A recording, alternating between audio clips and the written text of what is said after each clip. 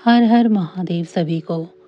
कुंभ मेला विश्व का सबसे बड़ा सांस्कृतिक और धार्मिक मेला है। इस दौरान संपूर्ण भारत के लोग एक जगह एकत्रित होकर नदी में स्नान करते हैं, संतों के प्रवचन सुनते हैं और आध्यात्मिक ज्ञान की प्राप्ति के साथ ही अपने जीवन को सुंदर बनाने के सूत्र साथ ले जाते हैं। आओ जानते हैं कि कुंभ क्या है, क्यों मनाया जाता है और कहाँ कहाँ कब इसका आयोजन होता है। कुंभ का अर्थ होता है घड़ा। कुंभ एक मेला ही नहीं, महापर्व भी है। सभी पर्वों में कुंभ सर्वोपरि है। धार्मिक सम्मेलनों की यह परंपरा भारत में वैदिक युग से ही चली आ रही है, जब ऋषि और मुनि किसी नदी के किनारे जमा होकर धार्मिक, दार्शनिक और आध्यात्मिक रहस्यों पर विचार विमर्श किया करते थे। यह परंपरा आज भी कायम है। कुंभ आयोजन क्यों होता है, चलिए इसके बारे में जान लेते हैं। कुंभ मेले के आयोजन के पीछे बहुत बड़ा विज्ञान है। जब जब इस मेले के आयोजन की शुरुआत होती है, सूर्य पर हो रहे विस्फोटक बढ़ जाते हैं और इसका असर धरती पर भयानक रूप में होता है। देखा गया है कि प्रत्येक 11 से 12 वर्ष के बीच सूर्य पर परिवर्तन होते हैं। संभवतः प्राचीन ऋषि इस बात को जानते थे, तभी यह आयोजन करके इस बात के संकेत दिए गए। देवताओं और दैत्यों ने मिलकर जब समुद्र मंथन किया तो सबसे पहले निकला कालकूट नामक विष, जिसे भगवान शंकर ने पीकर अपने कंठ में रोक लिया था। इसीलिए वे नीलकंठ कहलाए। समुद्र मंथन के अंत में निकला था अमृत भरा घड़ा। इसी के लिए हुआ था समुद्र मंथन। देवताओं और दैत्यों में अमृतपान के लिए होड़ लग गई थी।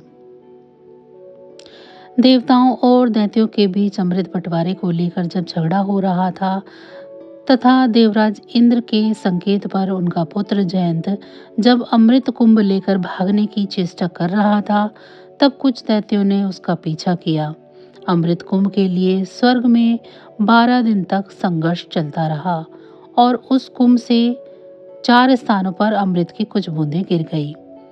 यह स्थान पृथ्वी पर हरिद्वार, प्रयाग, उज्जैन और नासिक थे। यही कारण है कि यहीं पर प्रत्येक 12 वर्ष में कुंभ का आयोजन होता है।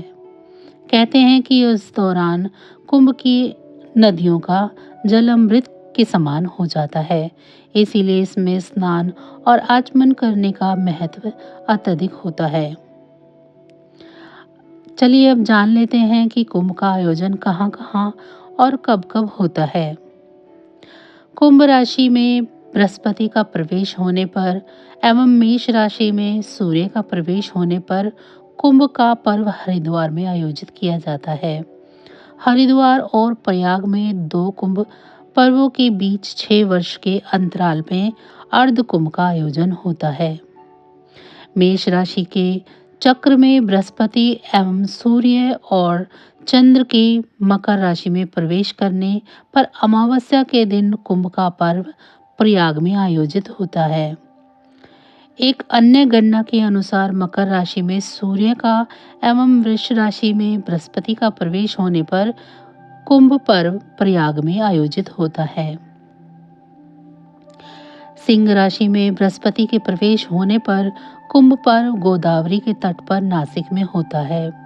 अमावस्या के दिन बृहस्पति सूर्य चंद्र के कर्क राशि में प्रवेश होने पर भी कुंभ पर्व गोदावरी तट पर आयोजित होता है। इस कुंभ को सिंहस्थ कुंभ इसीलिए कहते हैं क्योंकि इसमें सिंह राशि में बृहस्पति का प्रवेश होता है। सिंह राशि में बृहस्पति एवं मेष राशि में सूर्य का प्रवेश होने पर यह पर्व उज्जैन में होता है। इसके अलावा कार्तिक अमावस्या के दिन सूर्य और चंद्र के साथ होने पर एवं बृहस्पति के तुला राशि में प्रवेश होने पर मोक्षदायक कुंभ उज्जैन में आयोजित होता है।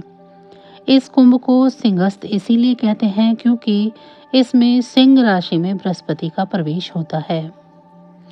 पौराणिक ग्रंथों जैसे नारदीय पुराण, शिव पुराण एवं वराह पुराण और ब्रह्म पुराण आदि में भी कुंभ एवं अर्ध कुंभ के आयोजन को लेकर ज्योतिषीय विश्लेषण उपलब्ध है। कुंभ पर्व हर 3 साल के अंतराल पर हरिद्वार से शुरू होता है। हरिद्वार के बाद कुंभ पर्व प्रयाग, नासिक और उज्जैन में मनाया जाता है। प्रयाग और हरिद्वार में मनाए जाने वाले कुंभ पर्व एवं प्रयाग और नासिक में मनाए जाने वाले कुंभ पर्व के बीच 3 साल का अंतराल होता है। मान्यता है कि अमृत कलश की प्राप्ति हेतु देवता और राक्षसों में 12 दिन तक निरंतर युद्ध चलता रहा। हिंदू पंचांग के अनुसार देवताओं के 12 दिन अर्थात मनुष्य के 12 वर्ष माने गए हैं। इसीलिए कुंभ का आयोजन भी प्रत्येक 12 वर्ष में ही होता है। मान्यता यह है कि कुंभ भी 12 होते हैं, जिनमें से 4 का आयोजन धरती पर होता है और शेष 8 का आयोजन देवलोक में। इसी मान्यता अनुसार प्रत्येक 144 वर्ष बाद महाकुंभ का आयोजन होता है, जिसका महत्व अन्य कुंभों की अपेक्षा और बढ़ जाता है। कुंभ मेले का आयोजन 4 जगहों पर होता है: हरिद्वार, प्रयाग, नासिक और उज्जैन। उक्त 4 स्थानों पर प्रत्येक 3 वर्ष के अंतराल में कुंभ का आयोजन होता है।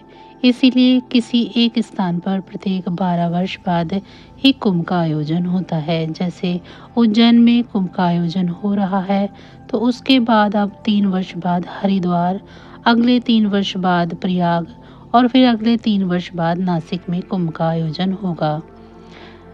उसके 3 वर्ष बाद फिर से उज्जैन में कुंभ का आयोजन होगा। उज्जैन के कुंभ को सिंहस्थ कहा जाता है।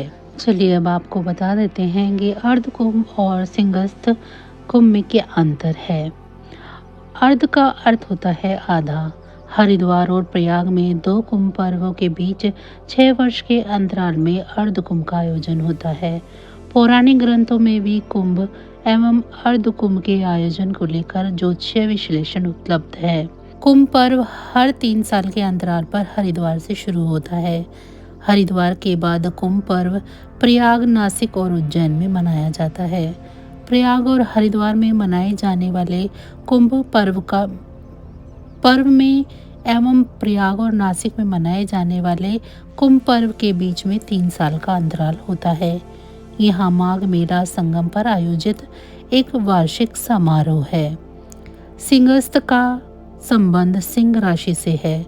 सिंह राशि में बृहस्पति एवं मेष राशि में सूर्य का प्रवेश होने पर उज्जैन में कुंभ का आयोजन होता है। इसके अलावा सिंह राशि में बृहस्पति के प्रवेश होने पर कुंभ पर्व का आयोजन गोदावरी के तट पर नासिक में होता है।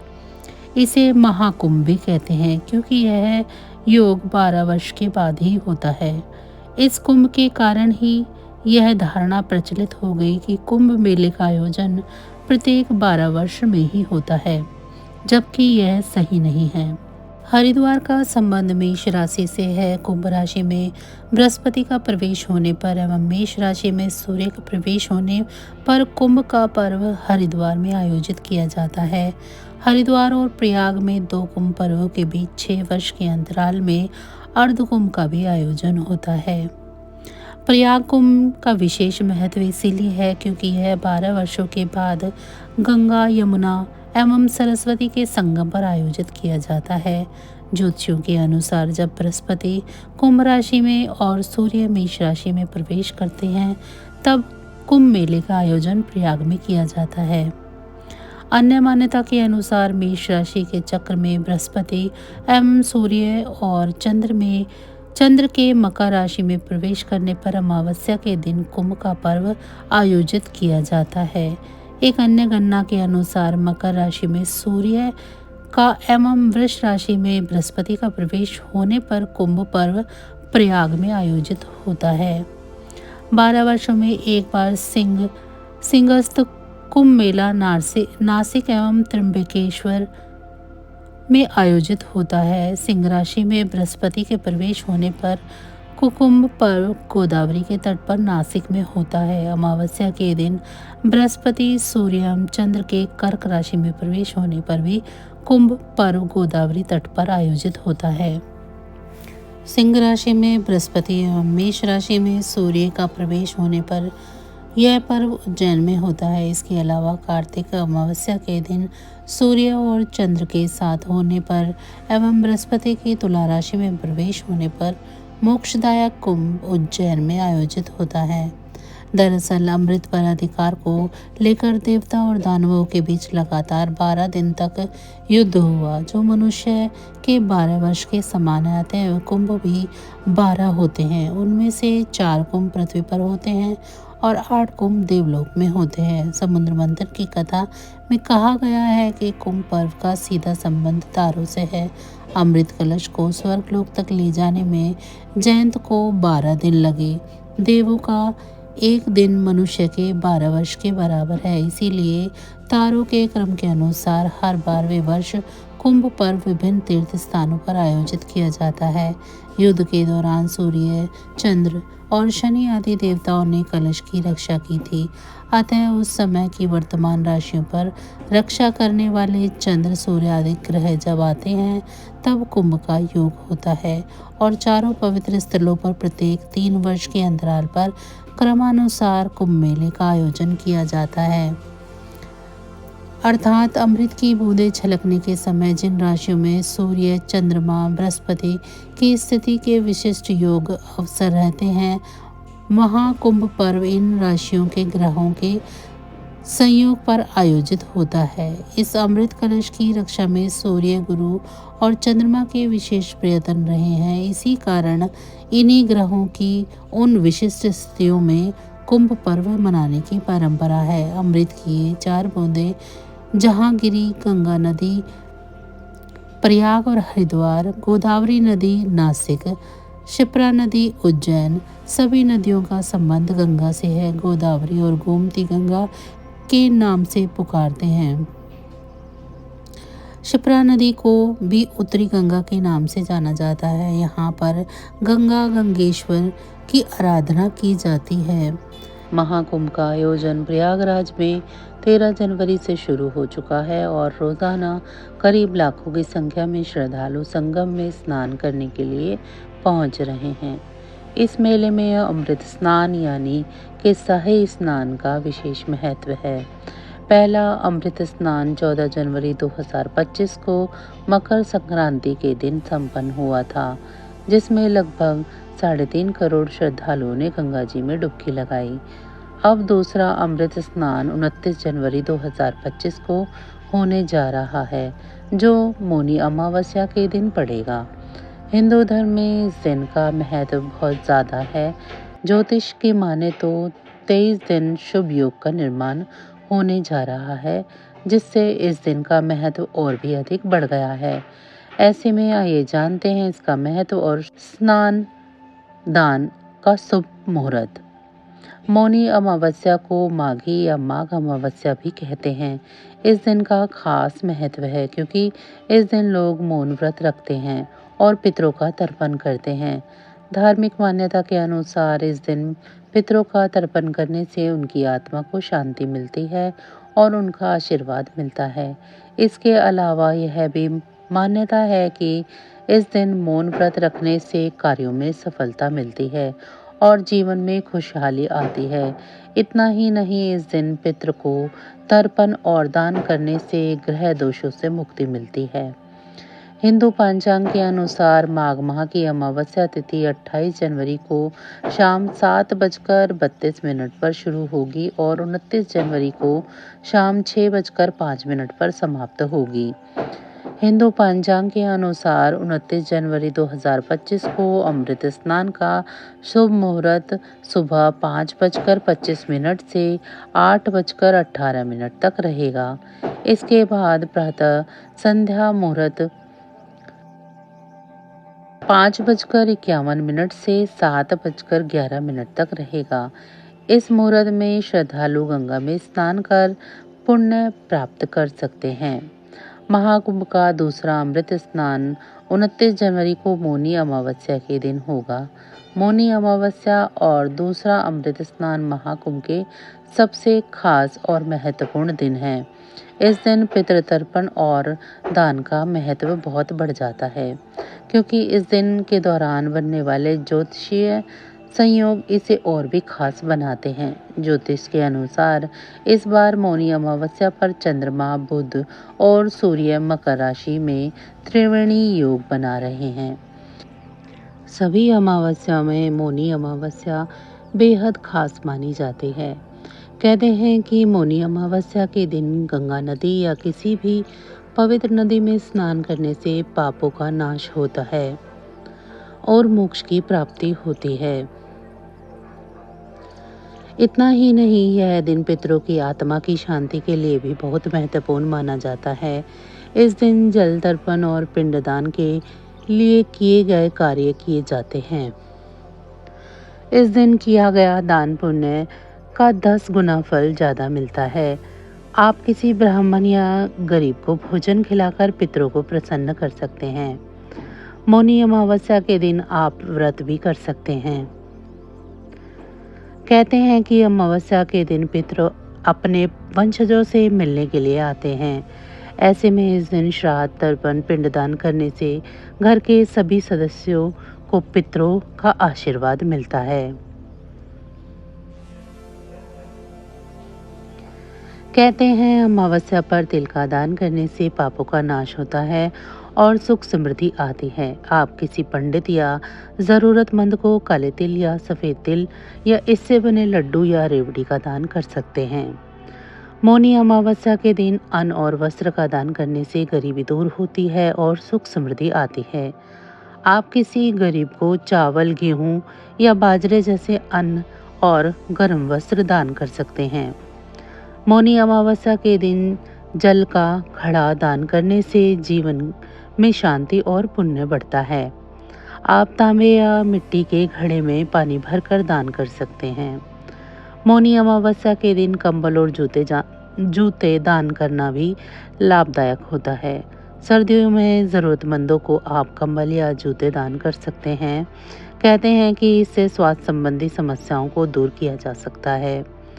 हिंदू धर्म में गोदान करना सबसे बड़ा दान माना जाता है। ऐसे में मौनी अमावस्या के दिन किसी भी गौशाला या ब्राह्मण को गाय का दान करें। इसे हिंदू मान्यताओं में सबसे बड़ा पुण्य कार्य माना जाता है। मौनी अमावस्या के दिन सुबह ब्रह्म मुहूर्त में उठकर पवित्र नदियों में स्नान करना चाहिए। मान्यता है कि इस दिन पवित्र नदियों में स्नान करने से व्यक्ति के सभी पाप मिट जाते हैं और उसे मोक्ष की प्राप्ति होती है। इस दिन भगवान विष्णु, माता लक्ष्मी के साथ माँ गंगा की विधि विधान से पूजा करें। इस दिन सूर्य देवता की भी पूजा जरूर करें।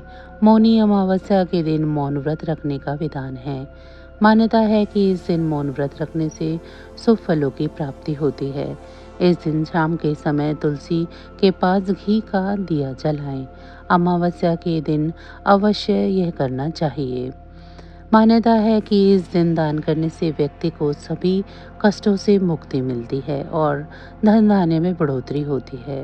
मान्यता है कि इस दिन ओम पितृ देवताय नमः मंत्र का 11 बार जाप करें और पितरों का आशीर्वाद इससे आपको मिलेगा। इसके साथ ही मौनी अमावस्या के दिन सात्विक भोजन ही करें। मौनी अमावस्या का दिन हिंदू धर्म में बेहद पवित्र माना जाता है, इसीलिए इस दिन तामसिक चीज़ों से दूर रहें। इस दिन मांस, मदिरा और लहसुन प्याज खाने से बचना चाहिए। इस दिन पर किसी से वाद विवाद ना करें और ना ही किसी से झूठ बोलना चाहिए। मौनी अमावस्या के दिन सात्विक भोजन करना चाहिए। कोशिश करें कि इस दिन जल्दी उठ जाएं, क्योंकि इस दिन सुबह देर तक नहीं सोना चाहिए। तो बस आज की जानकारी इतनी ही थी। फिर मिलेंगे हम आपको ऐसी ही किसी अन्य जानकारी के साथ अगली वीडियो में। तब तक अगर आपको मेरी ये जानकारी अच्छी लगी है तो वीडियो को लाइक करें। चैनल को अभी तक सब्सक्राइब नहीं किया है तो चैनल को सब्सक्राइब कर लें। भगवान भोलेनाथ की कृपा दृष्टि आप सभी पर सदैव बनी रहे। इसी के साथ आप सभी का बहुत बहुत धन्यवाद। नमः शिवाय।